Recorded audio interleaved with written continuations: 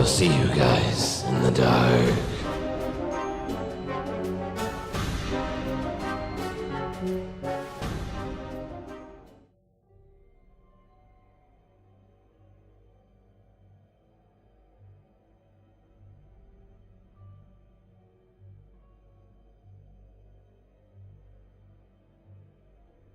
At the time, I was living in Traverse City, Michigan.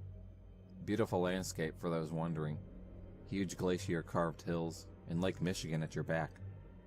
I rented a little townhouse with a longtime friend a little ways outside the city. I had just gotten a hold of my old bicycle, which I had shipped up from my old town, and I was raring to start riding around. And that's how all this got started. It was my day off, and I decided to save gas and ride my bike into town. I geared up, checked my tires, and roared off. I had been big on riding my bike once upon a time, and it came back like, well, riding a bike. What I didn't notice, however, was how quickly I was moving. If I'd been paying attention, I would have realized the constant downward slope I was on, and how biking back up it would likely pose a difficulty for my winter-lapsed muscles. But none of that mattered at the time. I made it into town. I did some shopping, met up with my old roommate for dinner, and generally had a good time till I noticed the sun was setting. So I bid my adios, hopped on my bike, and pedaled off into the sunset. At first, I did all right, but that was aforementioned incline wore me down. By the time I reached the last leg of my journey, it was pitch black, and I was walking my bike. At which point, the road faced me with a choice. To my left was the regular road, which was better lit, but also a longer trek to get to Townhouse Row I occupied. To my right was my more regular route to and from town. I drove it every day and had used it to come into town that very day, in fact. It was heavily wooded and unlit, but featured a shorter route, albeit with a steeper hill. I figured since I was already walking, I might as well take the shorter, more familiar path. So I turned on my bike's headlamp and headed into the even greater darkness of the road through the woods. All went well for a bit. I trudged along and cursed myself for being so stupid and overconfident with my bike. Then I heard it. Footsteps off to the right in the woods. I stood still, and they stopped abruptly. There in the blackness, I debated what it might be. But as a veteran of the woods, I hoped it was just local wildlife, and continued on. The steps started up again. They stopped when I stopped. Just a hint later. I started and stopped once more, to be sure I wasn't hearing things. This last time, the steps continued for a solid second after I had stopped, making me sure something or someone was out there following me. I still do not know what, though. I logically leaned towards human, as the gait sounded bipedal and more precise than the quadruped. With this in mind, I weighed my options. If I dropped the bike and ran towards home, it would be far too easy to catch me. The same was true even if I ran back towards town. I was not in any way prepared for a chase, and I didn't want to initiate one. My mind strayed to the utility knife I always carried in my purse, but I shoved that thought aside. I have enough martial arts training to know the knife was a bad idea, and I was more comfortable taking whoever or whatever was on out there barehanded, rather than escalating things with a blade. Instead, I called my roommate who was still in town and gave her my location and told her what was happening. She told me she'd be there in 10 minutes. I hung up and started walking again. The footsteps started up too, this time faster and out of sync with mine, and that's when I got mad. I have a weird thing where fear makes me angry and hostile, and being stalked through the woods had officially punched my buttons from terrified to murderous. So I turned to the woods and roared with a voice that I didn't know I had. "How about you come out and face me, you piece of shit? I'll rip your stomach open and wear your intestines for a necklace." For the life of me, I don't know where I got the guts or the words for that. It might well have been a bad move, but the woods were rather abruptly quiet, and nothing came at me. I stayed still, staring hard, ready to beat the shit out of anything that moved. Nothing did. Then my roomie came on scene. her headlights almost blinding me as she turned the curve to where I was. I tossed my bike in her car, and we hauled ass homeward. I collapsed once I got home, vomited from the pure nerves, and finally fell asleep around 3 a.m., and that's my story. I'm not sure of much, I will grant you. Was it a person? An animal? I feel compelled to lean towards the former, if for no better reason than because it sounded like a person walking, and what animal would be so precise in its stalking and winding me up? But who knows? Maybe I just scared the shit out of some poor porcupine. Regardless, I'd rather not encounter it ever again.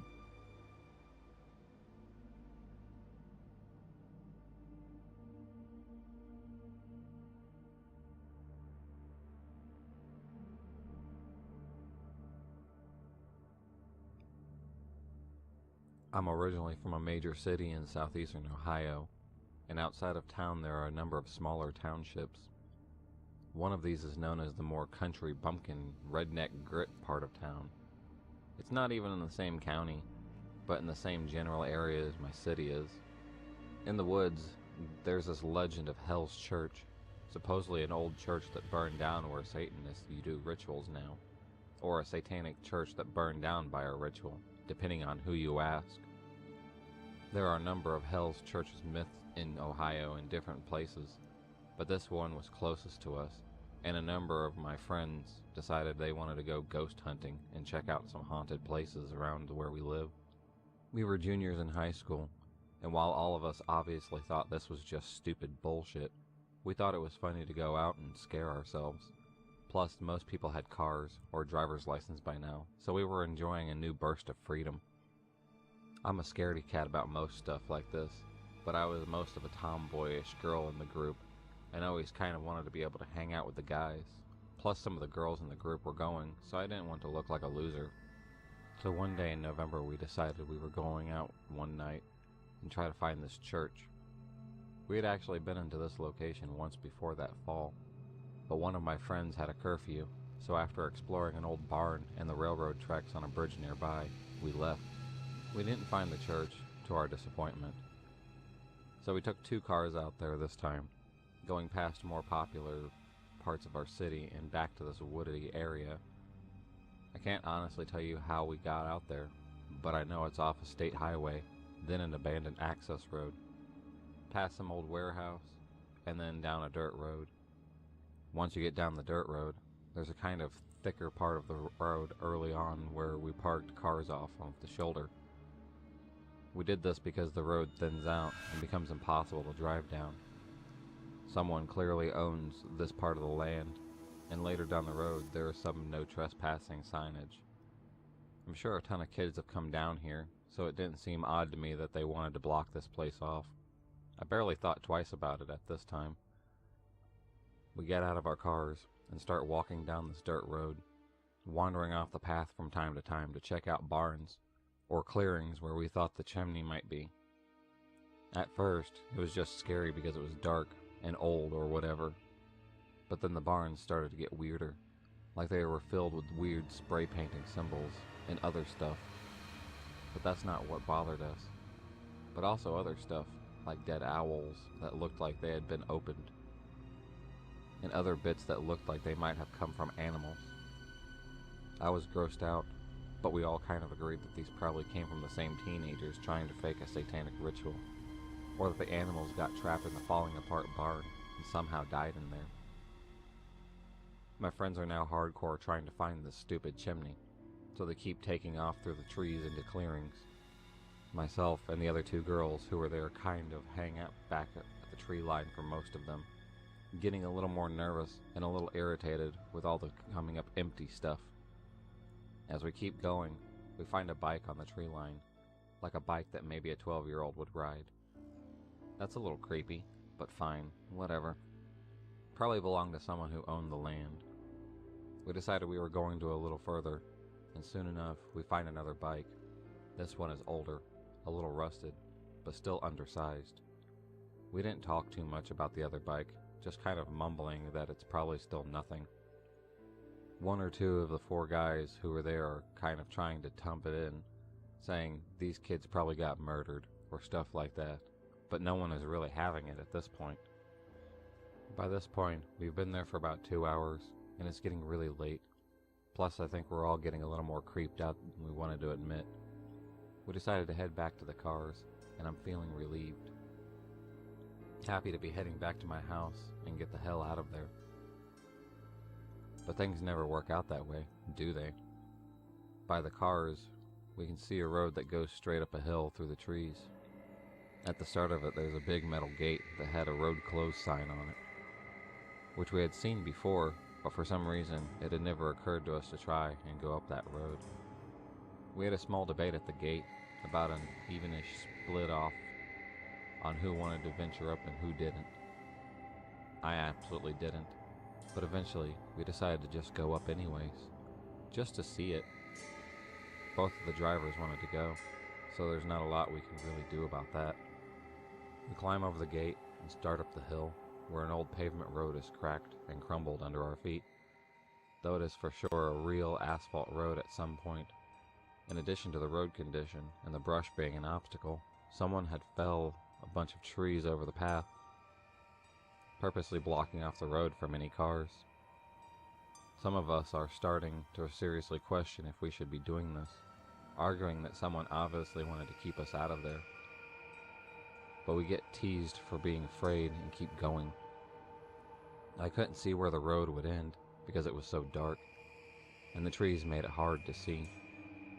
Plus, the road was super steep, so all you could really see was up, with a little moonlight peeking through the trees. All of a sudden, though, we reach the end.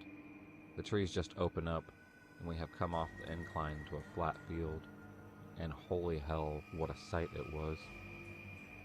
It's the flat field with all the prairie grass on either side. The path we were on splits the large clearing we are in down the center and leads to the grass to a cul-de-sac with 3 buildings. 2 look like they are farmhouses with 1 barmish building. They were wood, and while they have been painted at one point, they looked like they have been mostly weathered and stripped by time. I see this, and I am absolutely done. I want to leave, but of course, some of my friends just say they have to check out these buildings. At this point, I finally put down my foot, as do the other 2 girls, and one of our guy friends, who decided this is enough for him. So the 3 guys who want to go to the buildings tell us to just wait there. And while we don't want to be in the field, out in the open, we decided we can't just leave them. At this point, we've turned off our flashlights because the moonlight is so strong. The 3 of them take off down the little path, and the 4 of us who remain stand together, complaining about how stupid our friends are and making small talk. None of us say it, but we are all looking to the grass every now and again, worried something is going to jump out. It's just so creepy, this abandoned little settlement. It feels like our friends are gone forever. We see them get a building and go inside. We can see the flicker of their flashlights out in the window, and I just remember feeling so tense. It was like watching a horror movie in real life. After maybe 10 minutes, we see our guy friends coming towards us, slightly jogging, looking afraid for the first time all night. "You idiots went inside?" I said, pissed off at them. One of my friends just looks at us, and I'll never forget it. It was full of bikes, just bikes chained to the walls. We didn't believe them, kept waiting for them to say they were just kidding, but insisted. Said it was just like they were storing a bunch of bikes there, most of them smaller. They looked afraid, and as much as I didn't want to believe them, I did. They weren't the type of guys to pull a prank for this long. By then we can all agree we need to get the hell out of there, and we start down the hill, hurrying the best we can. All of a sudden, about halfway down the field, we can see a car's headlight down the hill, about where our cars are. We see them pass slowly, and we know someone is down there looking for us. Because it's so far off the beaten path, we figure it's one of the 2 things. The cops, and we are going to be screwed for trespassing. The people who own this land, or those houses or something that they are going to. A, call for the cops, or B, murder us. We know that the road isn't that long, and they'll be turning around, circling back soon enough. because our cars are there. They'll probably wait for us. We are all whispering about this as we pick up the pace, sprinting down the hill as fast as we can. I'm not a good runner, but I was hauling ass, getting down as fast as I could, basically hurtling over the fallen trees. Once we get down the hill, we don't see any headlights, but we know they can't be far away. "Get in the freaking car," one of our friends yells, as we are fumbling with the doors like in horror movies. Just too nervous to get into the car though. We get in, and just as we start up the cars, we see the headlights speeding down the road. A giant black truck roaring up behind us. The truck seemed larger than life, raised up off the ground. The whole thing was just terrifying, but extra terrifying was that we couldn't see who was driving in the dark, and with the headlights blinding us. We peel out of there, total pedal to the metal. This truck is still following us though, barreling on us as the two cars race out of there. The car is also getting real close to us, threateningly close, almost like it was trying to run us off the road. We're all screaming, looking back at the truck, fighting for some distance. Once we get to the highway, we're all switching lanes, trying to escape. Luckily, we're in sedans, so it was easier for us to weave in and out of cars. But this truck is still following us. We are in two different lanes, but don't want to get too separated from our friends. The passengers of both cars are texting back and forth, trying to make a plan. It took us about 15 minutes to loose that truck. I'm not sure if the distance was too much, or if they turned around, but once we got to a big shopping center area, we ducked off the road and into a Sonic parking lot. We all sat in our cars for a little bit, watching to make sure we weren't going to get snuck up on, before getting out of the car to get some food and talk. Everyone was pretty shaken up. It took us a while to settle down enough to head home. As much as we talked it over, we just couldn't figure out what had just happened. Eventually we all went home, during what was a pretty silent car ride, exhaustion and lingering fear taking over all of us. We didn't talk about it again for a long time, and we never called the police, which honestly, as an adult now, I feel like we should have. I don't think about it often, only during the fall, really. But when I do, I think about it and I ask myself, who chased us? Why was that town abandoned? Who owned those bikes? And where are they now?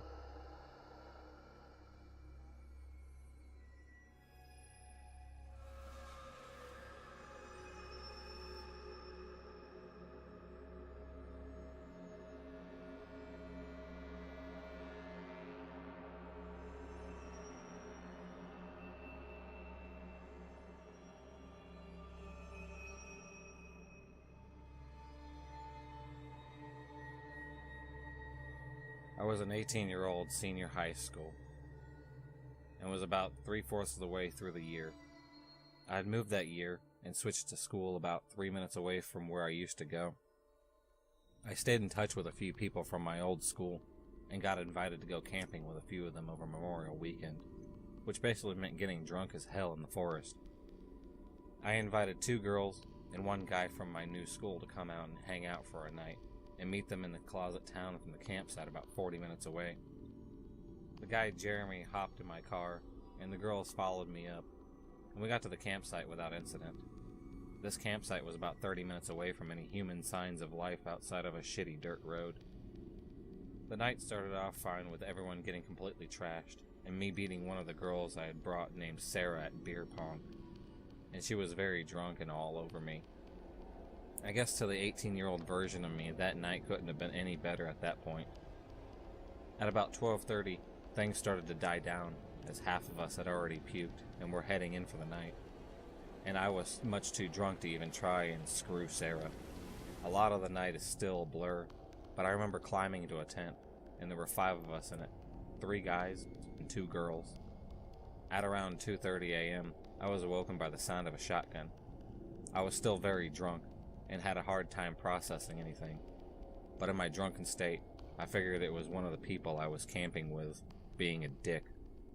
One of the guys, Brent, had stayed sober the entire night, and had brought a shotgun up with him, so I figured it was him being a prick to everyone who was drunk.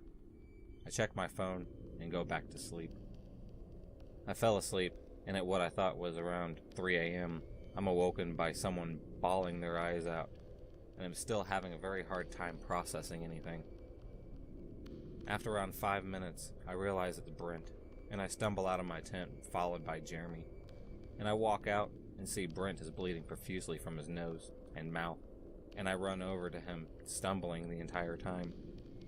I am then hit in the head with a rock and knocked unconscious. Everything from this point forward is from Jeremy's point of view.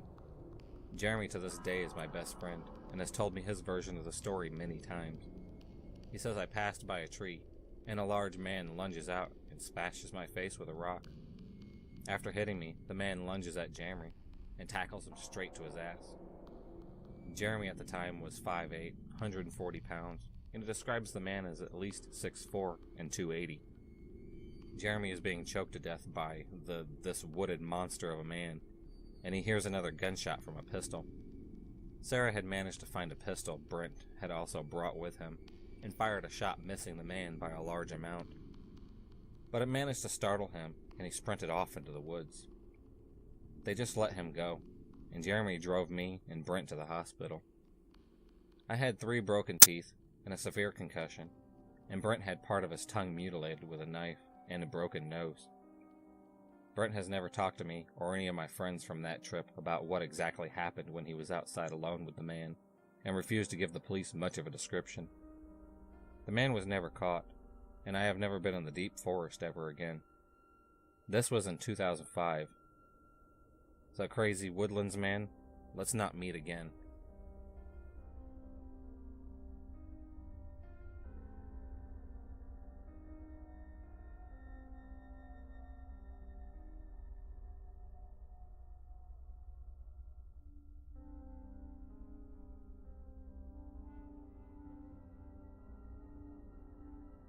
I've just recently purchased a new pair of high altitude and mountaineering boots because it's nearly the end of summer season and they were on sale.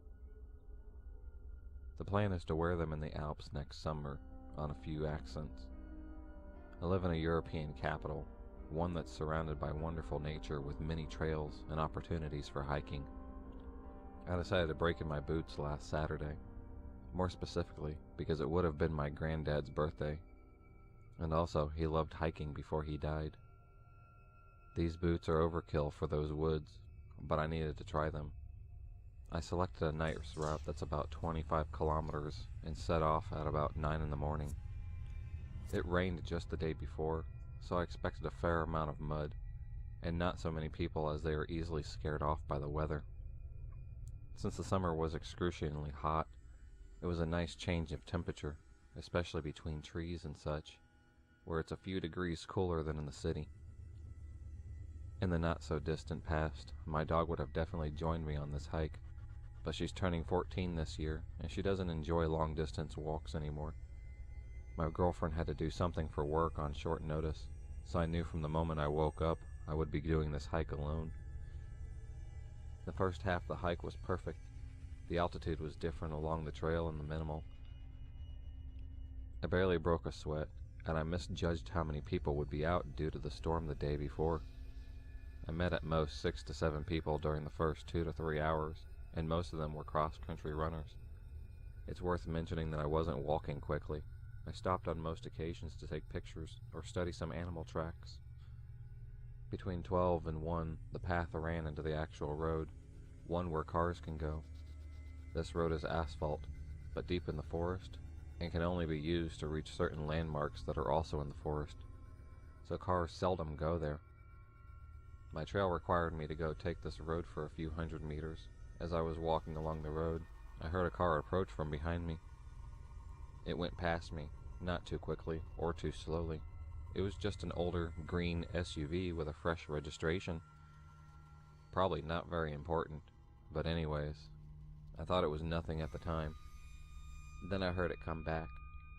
It drove past me for the second time, now very slowly, and I could clearly see 2 men sitting in the front seats, wearing baseball caps and sunglasses. Both had some beard game going on as well. I assumed they were gamekeepers, even though these cars have a crest on the hood and on both the front doors. As I hike a fair amount, I know these things, I see them quite often. They would also not be driving a car like that. They have Jeeps, which are more suitable for the forest. Still, I felt no discomfort, and again, I thought nothing of it. Then my trail left the asphalt road and began snaking in the woods again. I walked ahead serenely, gazing at trees and whatnot. Then I suddenly had a strange sensation that something or someone was behind me. An engine sound was becoming more and more clear as well. At this point the trail was quite narrow, but if, for whatever reason, you'd want to drive a car on it, you could. Just about. Now, when I turn around, the aforementioned SUV was basically in my face. It was an arm's length away from me, and it stopped just as I had. I looked at the driver, who was staring back. I calmly asked him, "What's wrong? Shall I let you go?" in a polite tone as his window was rolled down. He didn't speak to me at all. He slowly started reversing, and he soon disappeared behind a curve. Now, it was quite uncomfortable. I also noticed that he was alone in the car this time, unlike earlier. I listened intently, standing still, since I wasn't sure what was going on.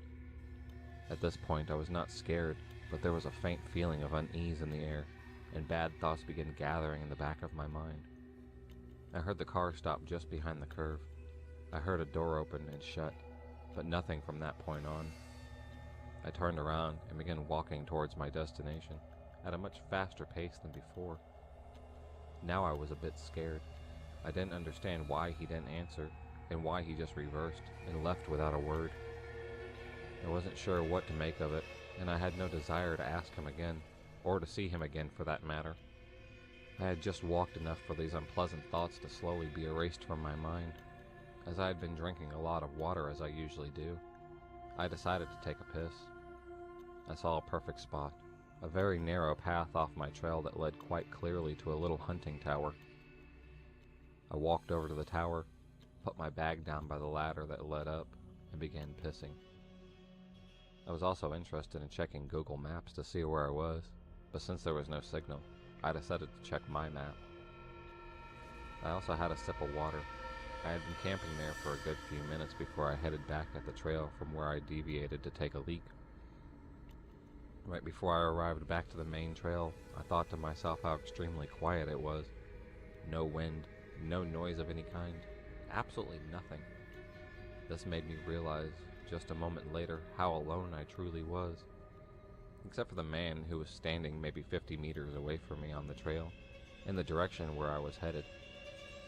I only saw this as soon as I stepped back on the trail, since the small one of the towers was well hidden by the trees, and you couldn't see the main trail, as it is running perpendicular to the small one. I looked at him, and I was instantly chilled to the very bone. He was dressed in tactical clothing, with a baseball cap on his head. The only reason he was standing still, I believe, was at a moment of surprise that I had appeared from a place where he didn't expect me to appear from. At this point, I was fully, utterly alarmed. He was holding a rifle that was scoped on it. Had this happened without the incident with the SUV, I would have probably walked on along the trail, thinking he's a hunter. However, in light of the strange encounter with the SUV, from which the second man was missing, something in me snapped instantly. In hindsight, it's also illegal to hunt in these woods this time of year. I figured in the matter of 2 seconds that I was going to sprint through the woods until exhaustion, towards and past the tower, as it seemed natural to do so at the time. If there was no malicious intent on that man's behalf, or the others, he'll just think I'm an idiot and forget about me in 2 minutes. If I'm right, it's the best call I could have ever made. For hell's sake, he began running towards me, adrenaline blossoming within me. I began sprinting away. I sprinted past the tower and deep into the bushes, not sparing my legs as I was wearing shorts and a thermal jumper. I crashed through the branches, small trees, and slipped on several occasions. I really did sprint until I was exhausted. It must have been several kilometers. I even crossed some smaller trails, but didn't even bother to look either way. My pulse was a billion the whole time. I began checking my phone for a signal, but nothing. I was already angry at myself for not memorizing the license plate. After a while, I began power walking, but still off trail straight ahead in a direction that I knew would sooner or later lead me out of the woods. When my phone got a signal, I told the story to several people frantically, but no one took me too seriously. They said I was overreacting and whatnot. You must have misunderstood the situation. Well, I'll let you decide for yourself if I did or not. I finally reached the trail that led directly to a cute little town that borders this rather large forest. It felt like eternity, but I walked the last kilometer to the main square, took off my jumper, and put it in my bag. At least I looked a little different from far away. I waited for a bus that took me back to a station near my car, rather anxiously. After the bus ride, during which I studied each car on the road, I walked back to my car, got in, and drove home. My dog welcomed me like I was coming back from a 2-year deployment. Dogs are just so amazing, aren't they? She must have felt that something shook me up. I spent the afternoon contemplating my life in the bathtub. The boots destroyed my feet, but they aren't meant to be sprinted in for large periods of time at least. I called the forest gamekeeper's office. I inquired about whether they had such cars in service as the time I came across. They do not. Their gamekeepers also do not typically work in pairs. Like 99.9% of the time, they are alone. I told them my story, and they took me a lot more seriously than my friends did. But they assured me that the police wouldn't. No one would have legally hunted in the area during summer. I've been reading local news, but nothing extraordinary has been reported yet. I really hope nothing will be reported either. Gentlemen in the forest at lunchtime, let's not meet ever again.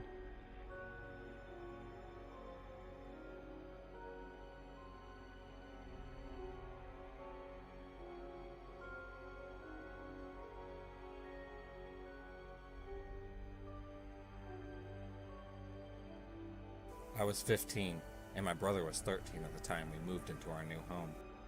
We had woods behind our home, separated from our yard by just a 4-foot tall fence. Me and my brother went into the woods to adventure, but we never went far enough to where we could not see our home anymore. My stepfather, who lived with us, told me and my brother an old man complained about us leaving trash in the woods. We had never brought trash into the woods, nor did he probably own any of the woods. One day we went to the woods the farthest we've ever been, adventuring as usual. When we no longer saw our home, we looked into the deep woods and saw a shadow behind a tree. The noise we heard next haunts both of our dreams. We heard a loud laugh of a clown that sounded straight out of the movie Hit. We ran the fastest that we had ever had and jumped our short fence and told our mother what had happened.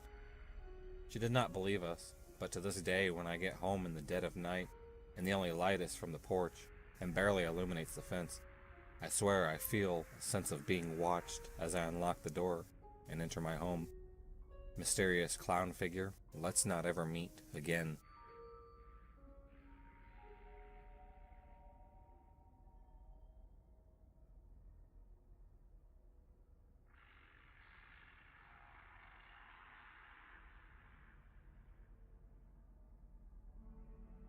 I would like to start this off by saying that most consider me an intimidating person.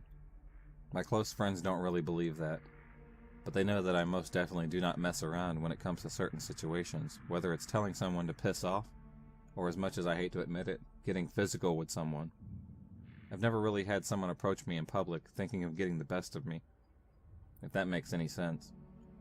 About half a year ago I was at my house then, rolling some small joints with my girlfriend.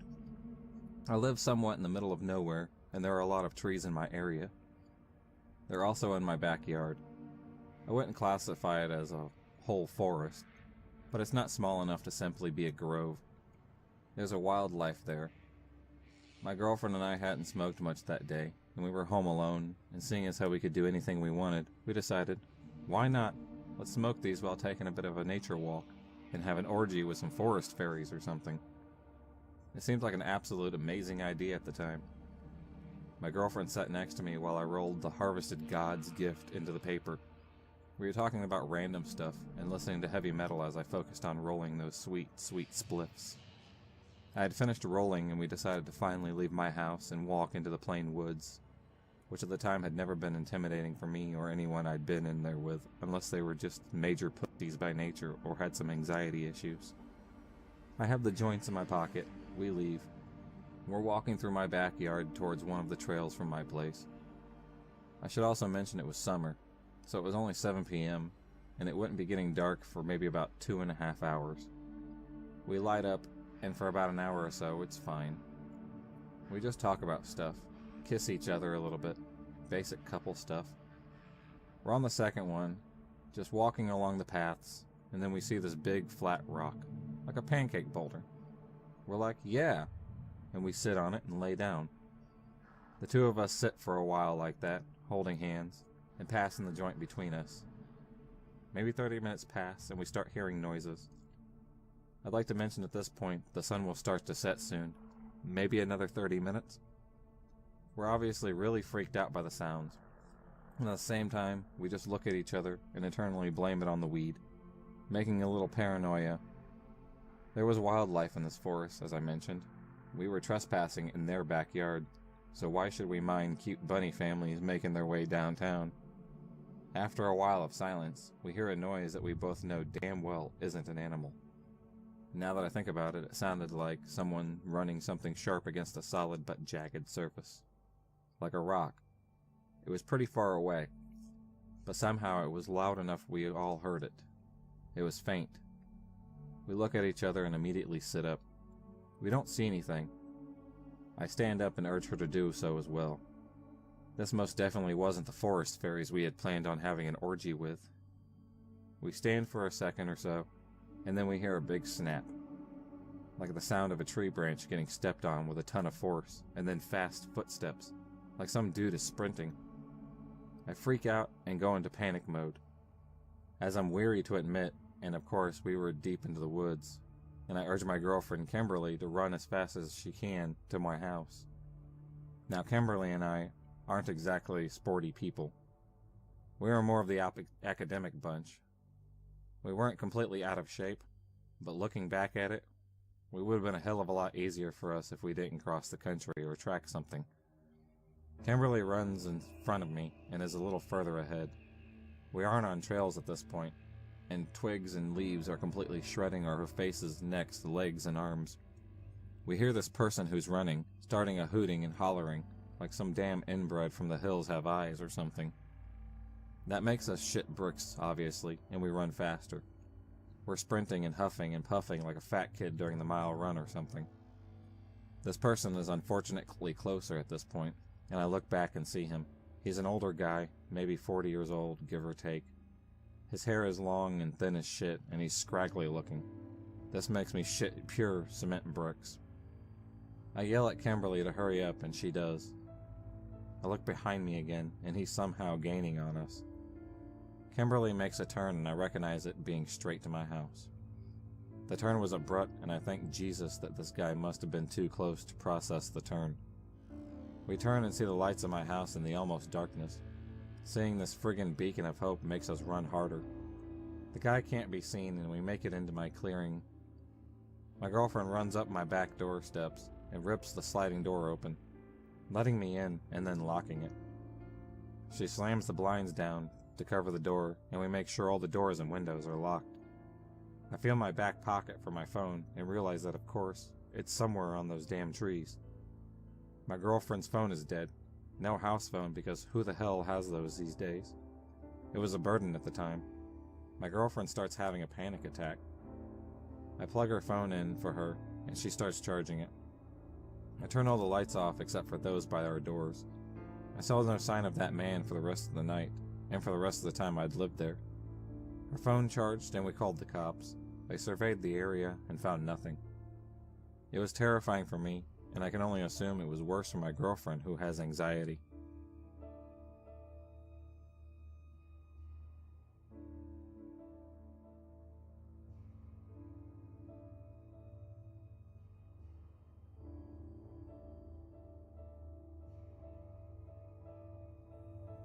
My grandparents live on a small farm in a rural America, though the farm itself was quite small.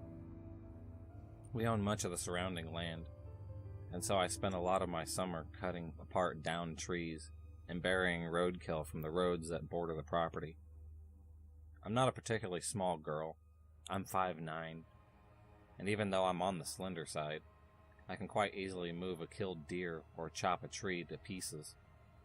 Much of my grandparents' property is in the deep woods.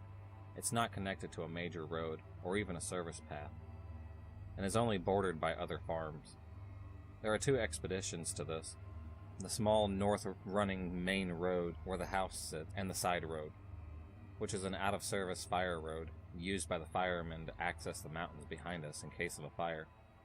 As far as I know, no one lives up there, and the only time we ever use it is because it's a semi-clear, cropless, and floraless path that winds from the far westish side of the main road to the barn, and so is convenient to drag down trees along where we're taking them to be chopped for firewood. You can barely see the house from the side road, and the only real way to see it is to be in the barn itself. My grandparents stopped working every day around 6 p.m. to start preparing dinner, and I usually helped them out.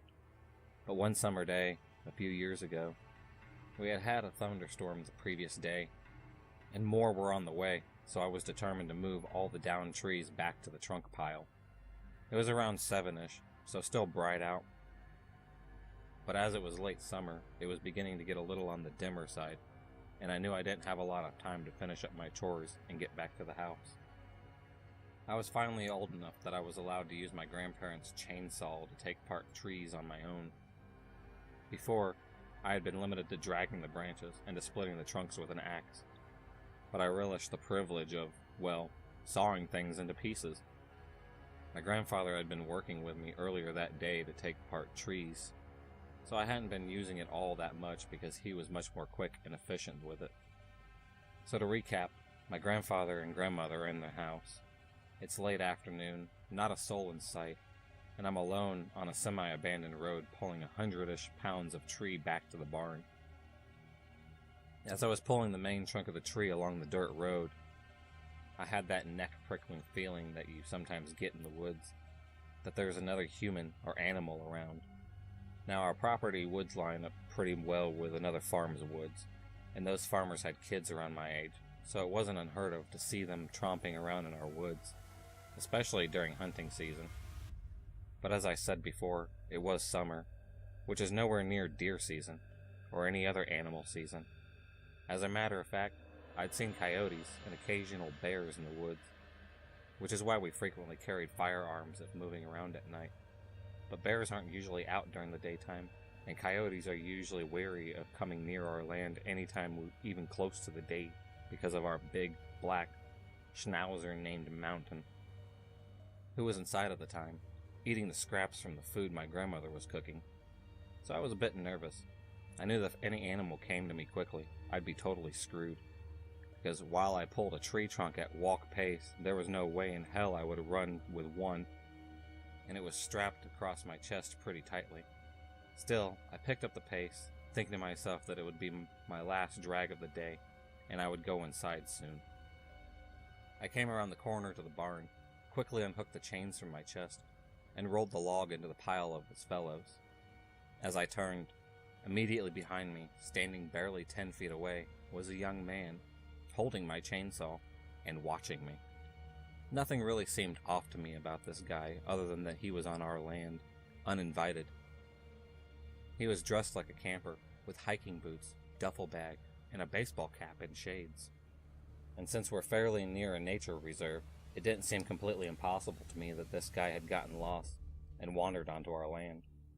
Like I said, there was a fire road leading up into the mountains that I had just dragged a log for half a mile on. Conceivably, he would have walked down on it.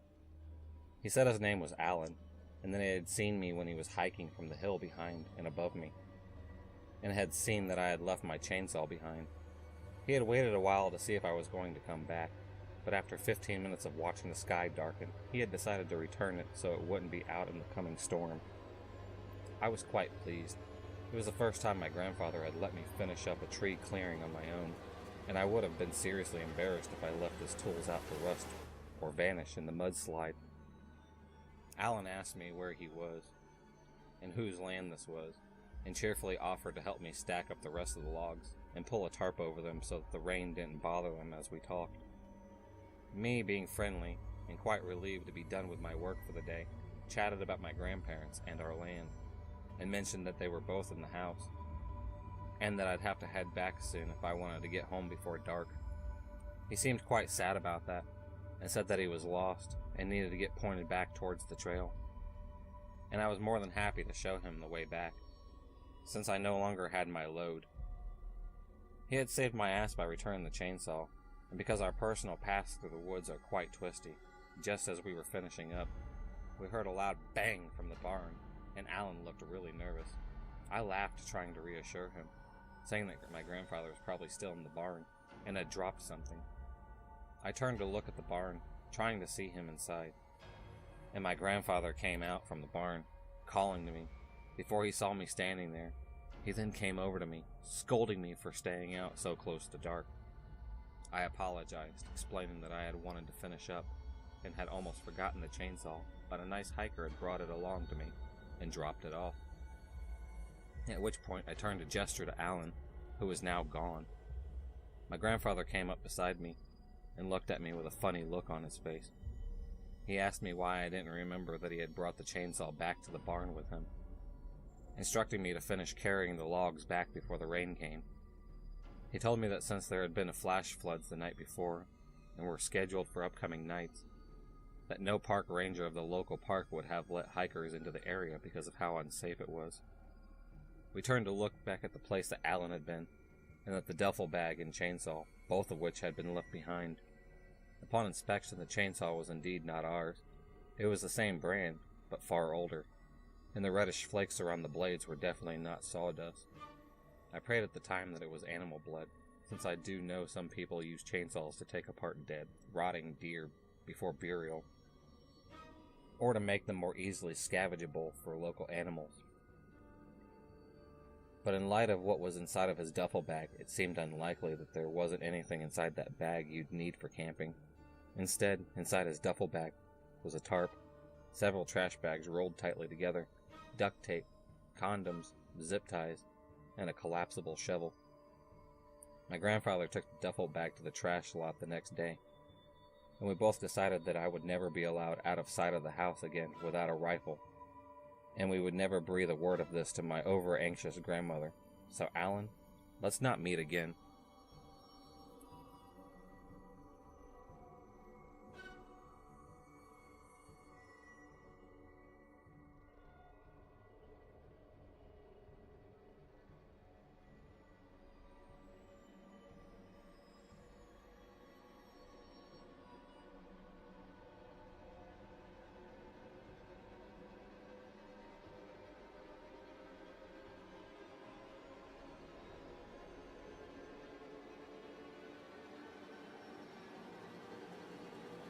I live in the foothills of the Appalachian Mountains in northeast Georgia. It's a beautiful area with hundreds of miles of national forest, some great state parks, and a ton of fantastic camping places. Unfortunately, my hometown is also relatively poor, while there are some of out-of-town residents from Atlanta and other places. A lot of people where I live are really poor. I do freelance work as a technical writer, so I can do most of my work online. If I didn't have that going for me, I'd have to go move somewhere else. It's just one of those small towns that will rob you of your ability to accomplish anything in life if you stay there for too long. Excluding a handful of doctors and lawyers and some Georgia Power Company employees. The only employment in the area is a Walmart, fast food, and a couple of grocery stores. To the east of my town, there's a massive national forest. It's loaded with great camping sites and lots of relatively unused hiking trails. I really enjoy hiking on them with my dog, but it can be a bit of an unnerving experience sometimes. It's about a 10-mile drive from my town, and there's no cell phone service for miles. In the past, there have been a lot of vehicle break-ins at the trailheads. The gravel parking lots at some of them glitter with bits of broken glass from what I'm guessing were car windows. Sometimes there are really shifty people hanging around these trailheads, or just driving around on the Forest Service roads. These are really rough roads, and you'll see these beat-up $500 cars just barreling along roads meant for a 4x4. Some of the people you see in the cars look like the guys that got crushed by an ATM in Breaking Bad. All that being said, it's still a great place to camp. However, you just have to be careful. A few years ago, 2 of my friends and I decided to play paintball in the National Forest. We decided to turn the paintball expedition into a camping trip so we can play the next morning too. After a pretty uneventful day of shooting paintballs at each other, we drive a couple miles to one of the more popular camping sites. Under normal circumstances, I know I wouldn't have done so. However, we all had a few rum and cokes in our systems. And 2 of us, Jacob and I, decided to take a look. My other friend Isaac decides to stay behind to pop some popcorn over the fire. We start walking towards the light source, and the situation gets even stranger. All the trees in the area that have their bark knocked off in a circle around their trunks. We thought it could have been the work of beavers that lived in the creek, but it seems strange that a beaver would go around all these trees just to knock off the bark off in a circle. Jacob and I started talking about the ghost beavers in pretty loud voices, probably due to our drunkenness. We were almost to the top of the hill. Jacob tripped and yelled, "Oh shit!" A few seconds after he yelled, the light, whatever it was, went out. We look at each other and decided that maybe we don't need to see what the light was after all. We walk back in silence and keep looking back every few seconds. We decided to turn off our flashlights and just use the moonlight to get back to the campsite. When we get a couple hundred feet from the campsite, I can see my other friend Isaac walking around the campsite. He was wearing a hooded coat that I didn't see him wearing before. For some reason, he's carrying his paintball gun around in his hand. That seemed a little odd. The fire had started to die down, so we couldn't see our campsite very well. At this point, we'd probably been gone for almost an hour. From the distance, it looked like Isaac was going for something. He went walking around the site and was peering in the tent. When we were almost back to the campsite, we saw Isaac walk up the road we came in. We figured that he was going to use the bathroom and didn't want to wander through the woods like us. When we got back, we sat next to the fire and waited for Isaac to come back. All of a sudden, we see him lurch out of the tent. He stumbles a few feet and vomits. After we left, he had a few more rum and cokes.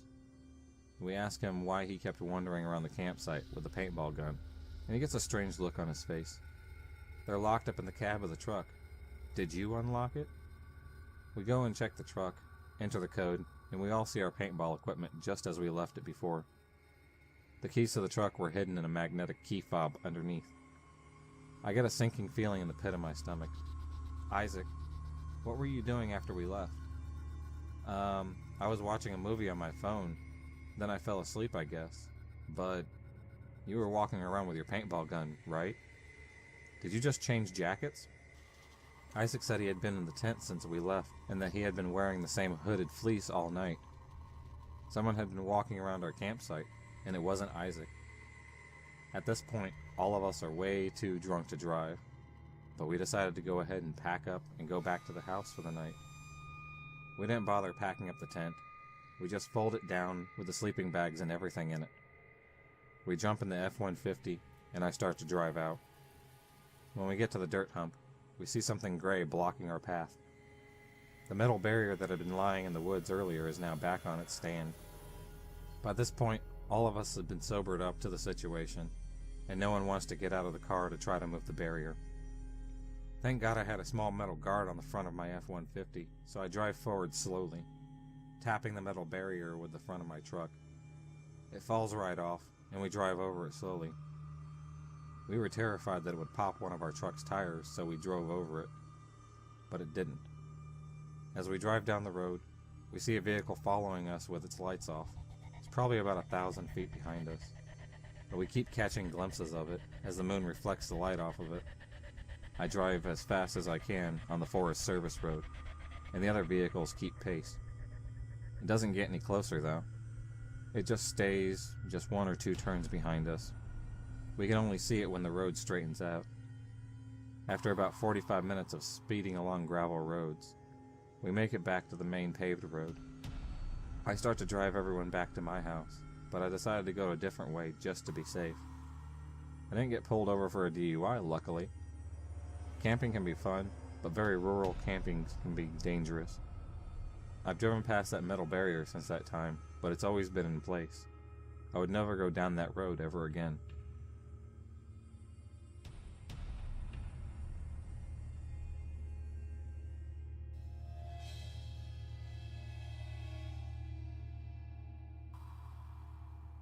I live in the foothills of the Appalachian Mountains in the northeast Georgia.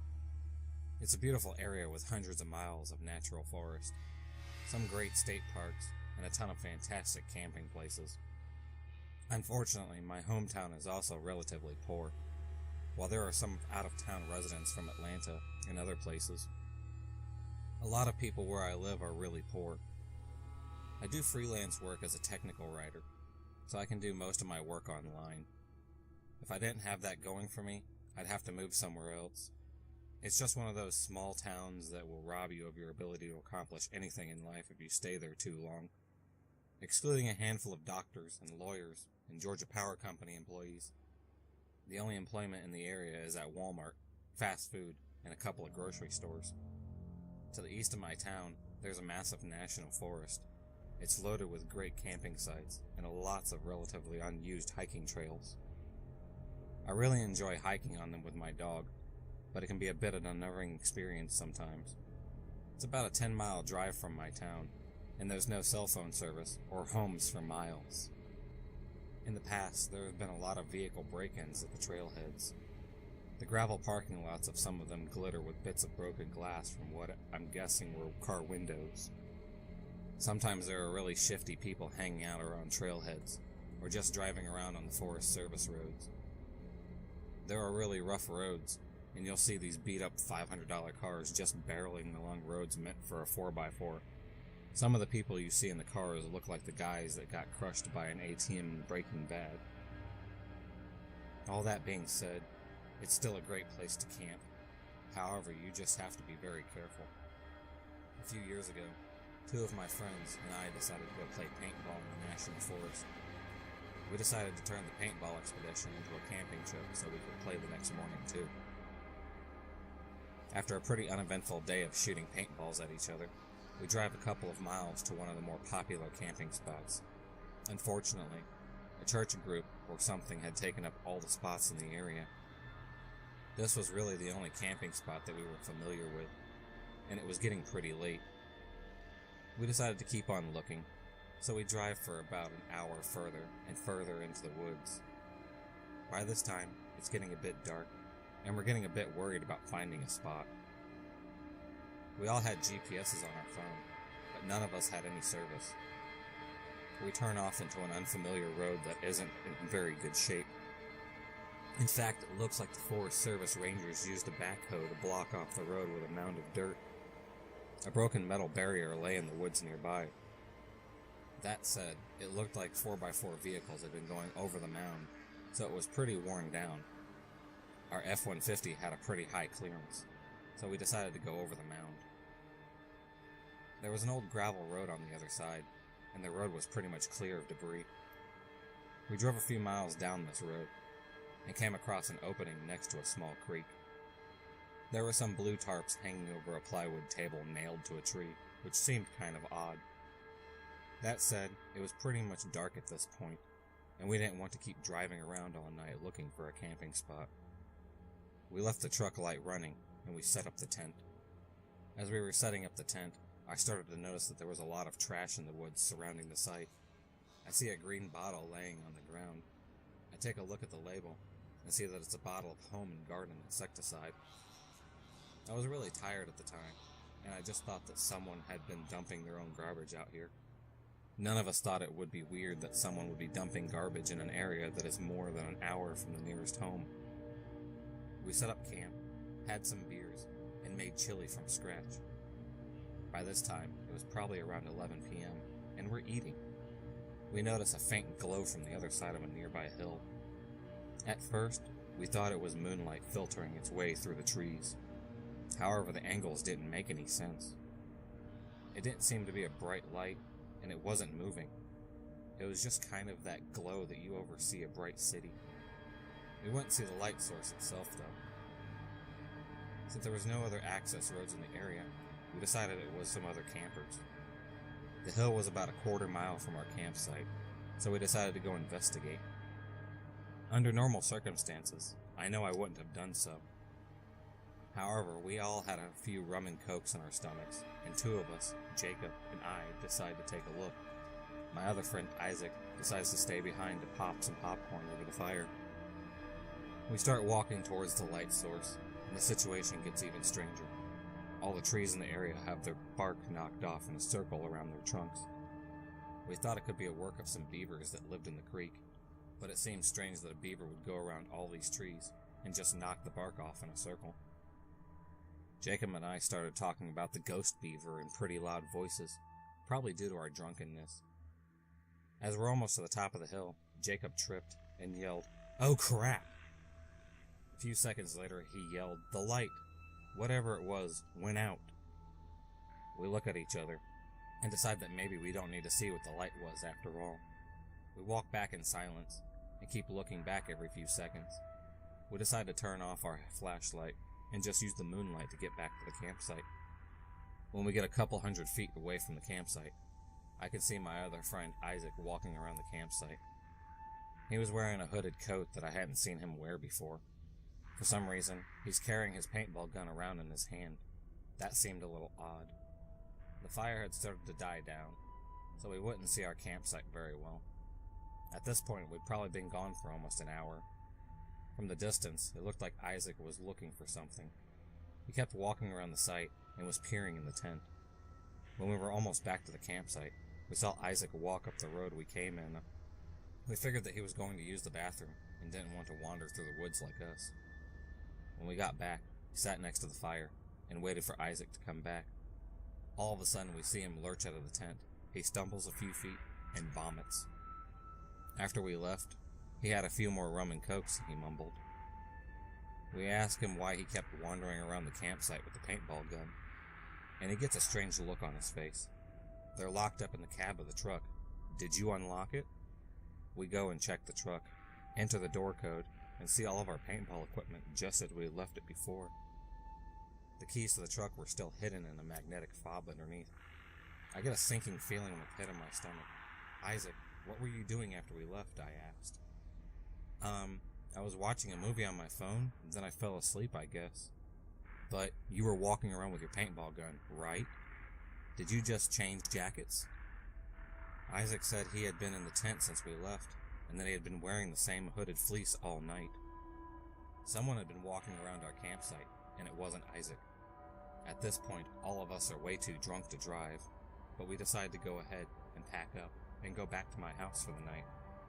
We don't bother packing up the tent. We just fold it down with the sleeping bags and everything in it. We jump in the F-150 and I start to drive out. When we get to the dirt hump, we see something gray blocking our path. The metal barrier that had been lying in the woods earlier is now back on its stand, right on top of the hump. By this point, all of us had been sobered up to this situation. No one wants to get out of the car to try to move the barrier. I had a metal guard in the front of my F-150, so I drive slowly forward, tapping the metal barrier with the front of my truck. It falls right off, and we drive over it slowly. We were terrified that it would pop one of the truck's tires as we drove over it, but thank God it didn't. As we drive down the road, we see a vehicle following us with its lights off. It's probably 1,000 feet behind us, but we keep catching glimpses of it as the moon reflects light off of it. I start to drive as fast as I can to the Forest Service Road, and the other vehicle keeps pace. It doesn't get any closer though. It just stays 1 or 2 turns behind us. We can only see it when the road straightens out. After about 45 minutes of speeding along gravel roads, we make it back to the main paved road. I start to drive everyone back to my house, but I decide to go a different way just to be safe. I didn't get pulled over for a DUI, luckily. Camping can be fun, but very rural camping can be dangerous. I've driven past that metal barrier since that time, but it's always been in place. I would never go down that road ever again. If you enjoyed this video, please subscribe, like, and hit the bell for notifications on future videos, and become a stalker of the night. And I'll see you next time.